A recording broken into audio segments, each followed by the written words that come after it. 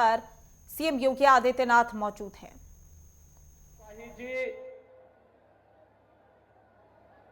विधायक लौरिया और लोकप्रिय प्रत्याशी भोजपुरी के लोकप्रिय कलाकार श्री विनय बिहारी जी, विधानसभा के प्रभारी श्री आनंद सिंह जी, संयोजक श्री विजय पांडे जी, जिला मंत्री कौशल किशोर पांडे जी, लौरिया नगर मंडल अध्यक्ष प्रदीप मिश्रा जी, जिलाध्यक्ष हम मुकेश मिश्रा जी, जिला महामंत्री जनता दल यो सुरेश गुप्ता जी,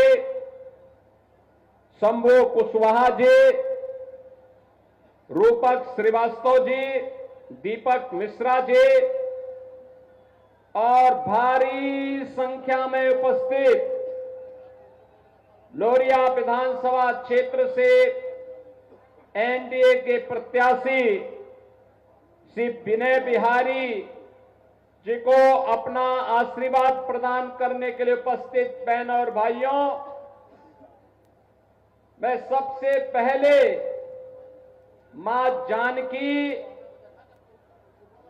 और महर्षि वाल्मीकि की परंपरा से जुड़ी हुई इस पावन धरा को, जिसे अनेक ऋषि मुनियों ने, महापुरुषों ने अपनी साधना से, अपनी सिद्धि से पवित्र किया है, ऐसी पावन धरा को कोटि कोटि नमन करते हुए आप सबका मैं हृदय से स्वागत करता हूं, अभिनंदन करता हूं। बहनों और भाइयों, आज एक पवित्र दिन है। भारत का राष्ट्रगीत वंदे मातरम के 150 वर्ष पूर्ण हुए हैं।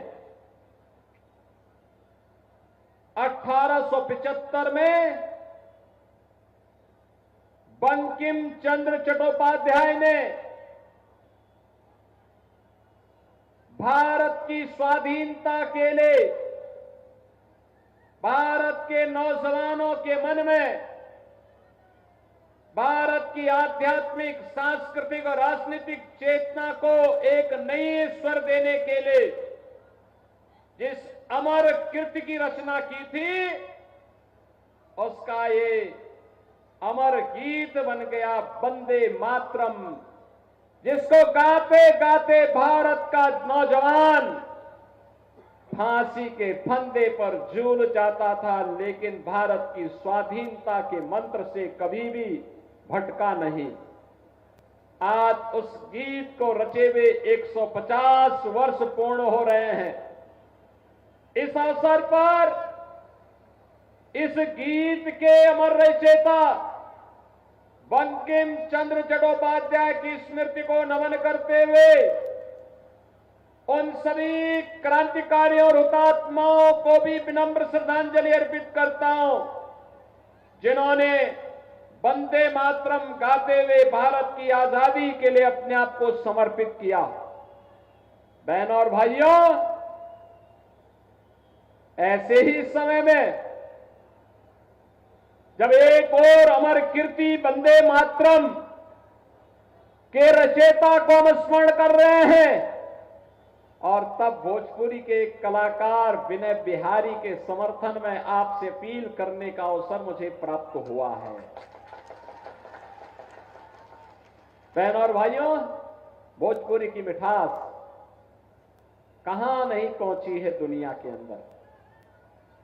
दुनिया के बंजर द्वीपों को भी उपजाऊ बनाने का काम किया है हमारे भोजपुरिया लोगों ने। जहां कहीं भी भोजपुरिया संस्कृति गई, भोजपुरी संस्कृति गई, उस क्षेत्र को उपजाऊ बनाने का काम किया है। और बहनों और भाइयों, बिहार की धरती तो मैथिली और भोजपुरी छठ गीतों के माध्यम से वैश्विक पहचान दिलाने वाली शारदा सिन्हा की भी पावन धरा है। शारदा सिन्हा को पद्म पुरस्कार मोदी जी ने ही दिया है। मोदी जी की एनडीए की सरकार ने ही दिया है। कल मैं देख रहा था बिहार के अंदर, बिहार की माताओं, बिहार के नौजवानों, बिहार के अन्नदाता किसानों का उत्साह, क्या झूम करके एनडीए के समर्थन में उनका वोटिंग हुआ है। अभिनंदनीय है। 65% मतदान बिहार की धरती में बिहार के नौजवानों के द्वारा। स्पष्ट रुझान है कि फिर एक बार जब 14 नवंबर को जब यहां की ईवीएम खुलेंगी तो फिर साकार होगा कि फिर एक बार एनडीए सरकार, फिर एक बार एनडीए सरकार के लिए ही विनय बिहारी के समर्थन में आपसे अपील करने के लिए मैं आपके बीच आया हूं। बहन और भाइयों, आपने बिहार के जंगल राज को देखा होगा। जिन लोगों ने 2005 के पहले के बिहार के जंगल राज को, अराजकता को, गुंडागिर्दी को, भ्रष्टाचार को, अराजकता को देखा है, मेरी उनसे विनम्र अपील होगी वे अपनी वर्तमान पीढ़ी को बताएं क्या होता है जंगल राज, क्या होता है भ्रष्टाचार, क्या होती है गुंडा राज। ये जो लालटेन आज भी आ गई है ना, अब लालटेन का समय नहीं, अब तो नीतीश बाबू के नेतृत्व में, प्रधानमंत्री मोदी जी के मार्गदर्शन में बिहार एलईडी लाइट की दुधिया लाइट में, आज दुधिया लाइट में बिहार सुशासन की एक सुदृढ़ नींव बनाने की ओर अग्रसर हुआ है। आज बिहार में क्या नहीं है? आज बिहार में सड़क है, बिहार में बिजली है, बिहार में पानी है, बिहार में अन्नदाता किसानों को प्रधानमंत्री किसान सम्मान निधि का लाभ है। आज बिहार के अंदर मेडिकल कॉलेजेज हैं, आज बिहार के अंदर इंजीनियरिंग कॉलेजेज हैं, नौजवानों के लिए एनआईटी, आईआईटी, एम्स, ये सब कुछ तो मेडिकल आज यहां पे आपके बिहार के अंदर है। और यह एक शुरुआत है। पिछले 20 वर्ष आरजेडी और कांग्रेस के पापों के गड्ढों को भरने में, बिहार की अराजकता को नियंत्रित करने में, बिहार के अंदर जो भ्रष्टाचार था उसको नियंत्रित करने और सुशासन की आधारशिला को सुदृढ़ करने में लगाया। लेकिन अब इसमें एक समृद्ध बिहार की नींव को और पुख्ता करने के लिए बिहार आगे बढ़ चुका है और इसके लिए एनडीए की सरकार फिर से बिहार के अंदर आवश्यक है। बहन और भाइयों, हम सबको भूलना नहीं चाहिए, आज जो मोदी जी ने पिछले 11 वर्ष के अंदर करके दिखाया भारत के अंदर, आपने देखा होगा 80 करोड़ लोगों को फ्री में राशन की सुविधा का लाभ, 50 करोड़ गरीबों को 5 लाख रुपए की प्रतिवर्ष स्वास्थ्य बीमा का लाभ, 46 करोड़ गरीबों के बैंक में खाते, 12 करोड़ किसानों को किसान सम्मान निधि का लाभ, 12 करोड़ गरीबों के घर में शौचालय, 10 करोड़ गरीबों के घर में रसोई गैस का सिलेंडर। याद करना, यही सिलेंडर कांग्रेस की सरकार के समय में, कांग्रेस की सरकार के समय में 50,000 रुपए में ब्लैक होता था, मोदी जी ने फ्री में दिया। 4 करोड़ गरीबों के लिए आवास बनाए, 3 करोड़ गरीबों को फ्री में बिजली के कनेक्शन भी दिए। बहन और भाइयों, आरजेडी के लोग तो लालटेन लेकर के आते थे, केरोसिन बेच देते थे, अंधेरा होता था फिर डकैती भी डालने का काम करते थे। यही काम करते थे। अराजकता पैदा करना इनका जन्मसिद्ध अधिकार था। अब याद करो, जो पशुओं का चारा खा सकते हो वे क्या आपका राशन छोड़ेंगे क्या? आपका राशन छोड़ेंगे क्या? कभी नहीं छोड़ने वाले हैं। ये लोग विकास भी रोक देंगे, गरीबों के कल्याण की योजनाओं को भी रोक देंगे और इनके द्वारा फिर से जंगल राज होगा। कांग्रेस आरजेडी के समय में बिहार के अंदर बहन और भाइयों 60 से अधिक जातीय नरसंहार हुए थे। याद करिए, 30,000 से अधिक अपहरण की घटनाएं हुई थी। ये अपहरण व्यापारी का अपहरण, चिकित्सक का अपहरण, इंजीनियर का अपहरण, बच्चों का अपहरण, बेटियों का अपहरण, ये लगातार होता था और सरकार कार्रवाई करने की बजाय अपहरणकर्ताओं के सामने नतमस्तक होकर के मध्यस्थता करने की बात करती थी।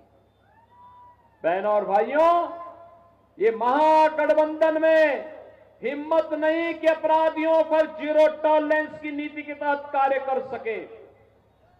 अपराधी के खिलाफ जीरो टॉलरेंस की नीति के तहत कार्य कैसे होता है? आपने देखा होगा, जब उत्तर प्रदेश में माफिया की छाती को रौंदते हुए बुलडोजर चलता है, गड़गड़ा करके चलता है, कैसे माफिया की चूलें हिल जाती हैं और माफिया के आंका भी थर-थर कांपते हुए दिखाई देते हैं। आज वहां पर नौजवान मस्त है और माफिया पस्त है। और यही कहने के लिए आया हूं, ये क्या एनडीए कर सकता है? ये कांग्रेस, आरजेडी और इसके जितने भी पार्टनर हैं ना, ये तो आपकी आस्था का अपमान करते हैं, दंगाइयों को प्रश्रय देते हैं, खानदानी माफिया को गले से लगाते हैं। याद करिए कैसे ये लोग जो माफिया सरेआम व्यापारण का अपहरण करते थे उनको गले से लगाने का काम करते हैं। इनकी गरीबों के प्रति संवेदना नहीं है, इनकी संवेदना गुंड और माफियाओं के प्रति है। बहनों और भाइयों, ये राम का विरोध करते हैं। कांग्रेस कहती है राम हुए ही नहीं, कृष्ण हुए ही नहीं, ये कांग्रेस कहती है। आरजेडी के लोग राम मंदिर का रथ रोकते हैं और मोदी जी के नेतृत्व में जब उत्तर प्रदेश में डबल इंजन की सरकार आई, बहनों और भाइयों, अयोध्या में राम मंदिर का निर्माण हो गया, भव्य राम मंदिर का निर्माण। याद करिए, अयोध्या में राम मंदिर हुआ है, मां जानकी भी वहां पर विराजमान हुई है।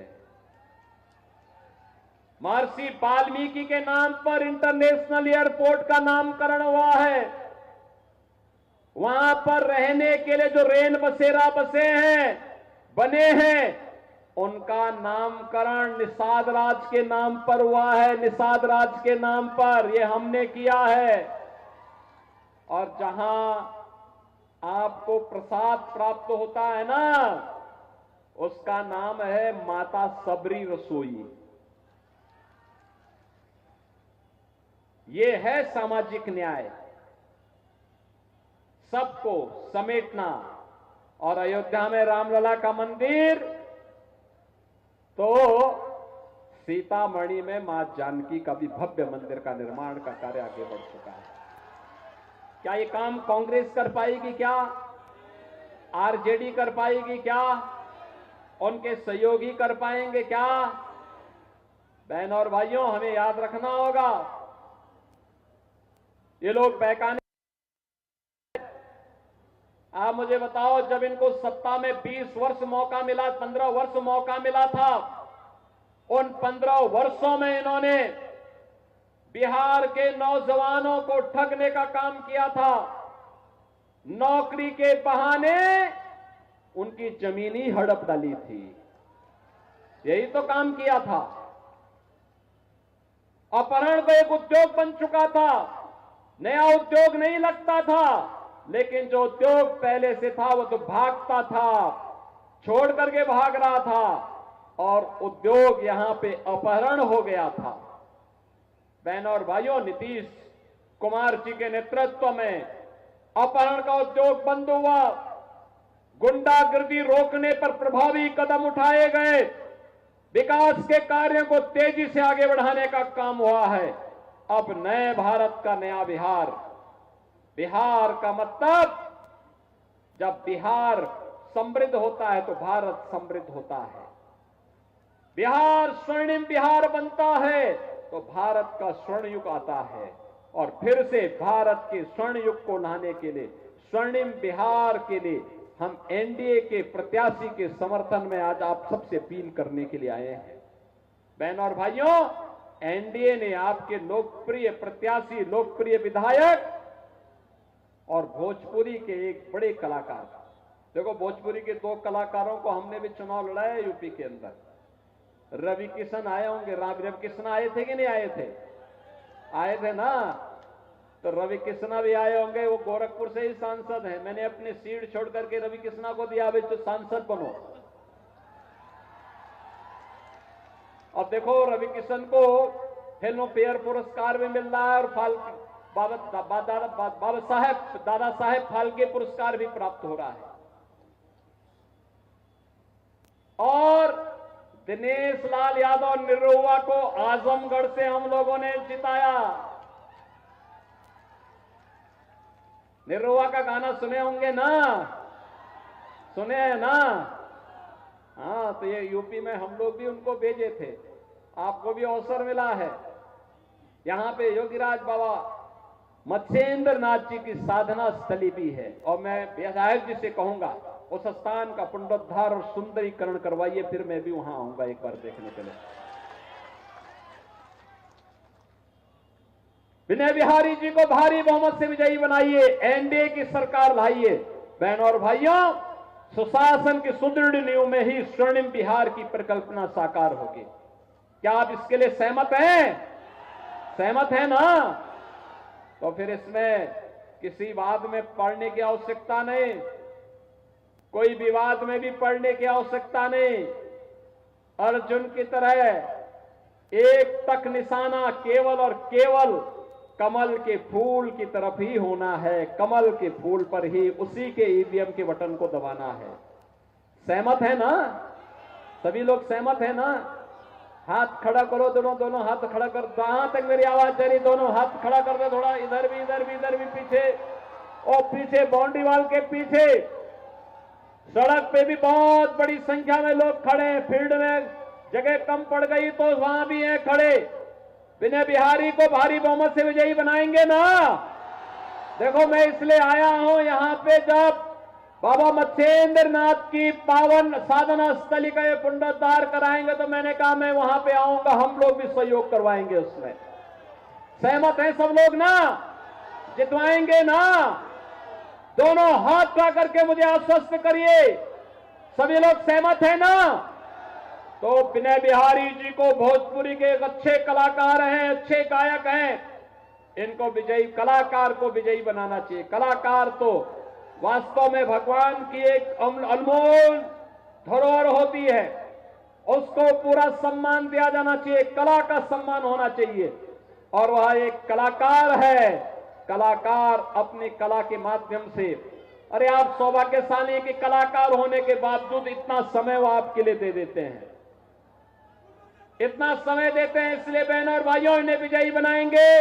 इसी विश्वास के साथ आप सभी लोग दोनों हाथ ला करके मेरे साथ बोलेंगे, दोनों हाथ ला करके बोलेंगे, भारत माता की, भारत माता की जय श्री राम, जय जय श्री राम।